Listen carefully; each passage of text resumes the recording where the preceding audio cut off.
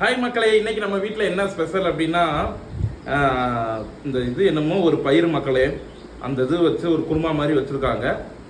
அதுக்கப்புறம் வந்து பார்த்தீங்க அப்படின்னா பாவக்காய், சின்ன பாவக்காய்.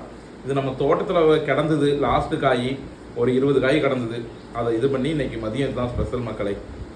இன்னைக்கு வெள்ளிக்கிழமை இல்லையா, நான்வெஜ் எதுவுமே கிடையாது. ஓகேங்களா, இதுதான் நம்ம வீட்டில் ஸ்பெஷல். இன்னைக்கு உட்காந்து வீடியோ போட முடியல, அவசரமாக சாப்பிட்டுட்டு அவசரமாக ஒரு ஆளை பார்க்குறக்காக நான் போயிட்டுருக்கேன் மக்களே. ஓகேங்களா,